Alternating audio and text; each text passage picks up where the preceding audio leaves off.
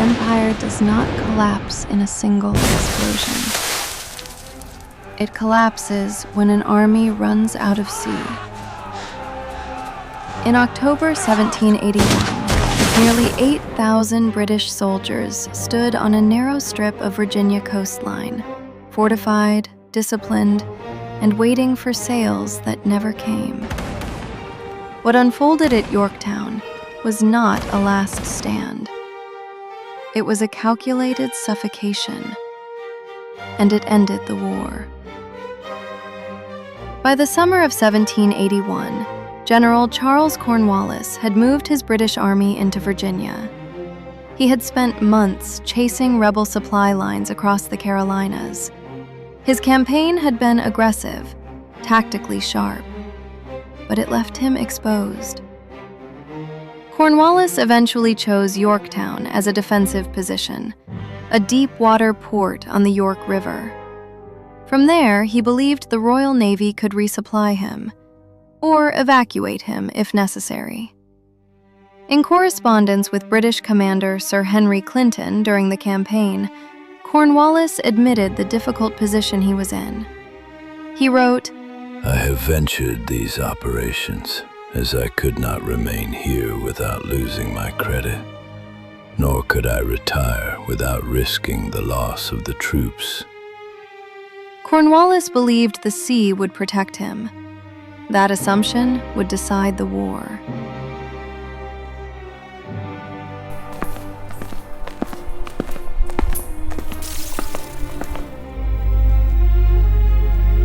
In August 1781, George Washington received critical news. The French fleet under Admiral François de Grasse was sailing north from the Caribbean. If the fleet could block the Chesapeake Bay, Cornwallis would be trapped. Washington pivoted immediately. He abandoned plans to attack New York. Instead, he marched his army south, coordinating with French forces under the Comte de Rochambeau. This was not symbolic alliance. It was operational unity. As modern historian Ron Chernow later wrote, Yorktown was a masterpiece of Allied cooperation. It was the first and only time in the war that the French and Americans achieved such perfect synchrony. On September 5, 1781, the French fleet met the British Navy at the Battle of the Chesapeake. The engagement itself was tactically inconclusive, but strategically, it was decisive. The British fleet withdrew. The entrance to the Chesapeake Bay remained under French control. Yorktown was sealed. Washington immediately recognized what that meant. Writing privately that month, he told one of his correspondents, "The game is pretty near up." He was not celebrating. He was calculating. Cornwallis had just lost his escape route. By late September, Franco-American forces surrounded Yorktown.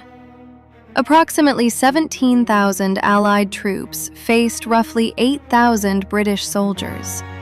The siege began the European way, not with reckless assault, with geometry. Parallel trenches were dug under cover of darkness. Artillery batteries were positioned with mathematical precision. Cannons were hauled across muddy ground. On October 9th, the bombardment began. French and American guns opened fire simultaneously.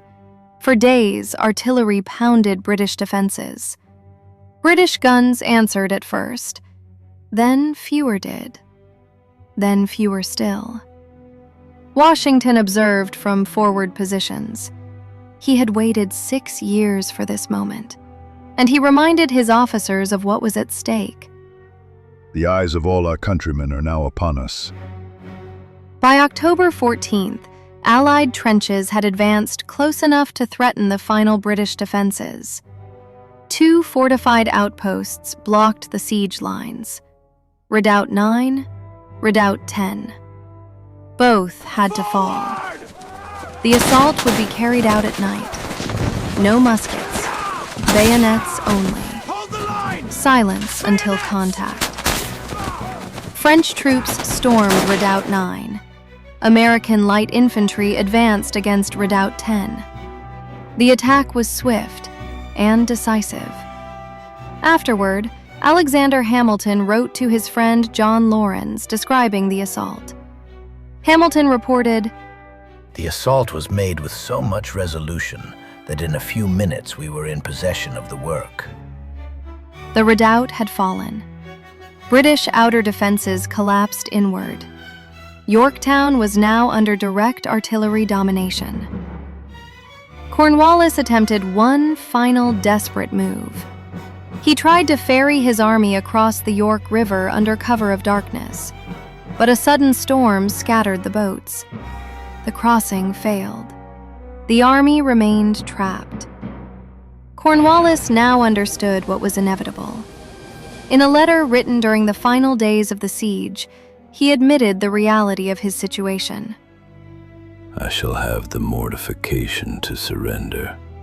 On October 17th, 1781, a white flag appeared above the British lines. Negotiations followed. On October 19th, British troops marched out between ranks of French and American soldiers. Cornwallis himself did not attend the ceremony. Instead, General Charles O'Hara formally presented the surrender.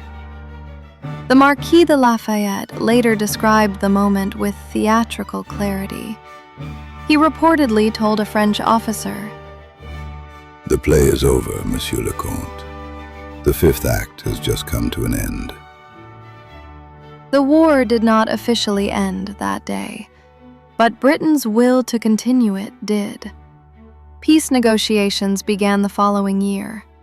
In London, the North government collapsed. Historian Barbara Tuchman later summarized the significance of the moment. The surrender at Yorktown was the most important event of the century. It gave birth to a nation that would change the course of world history. Yorktown was not won by rhetoric. It was won by coordination, by naval timing, by siegecraft, by patience, by digging, by waiting. An army had been trapped, a calculation had been proven correct, and a war that once seemed impossible to win had become mathematically unwinnable for Britain.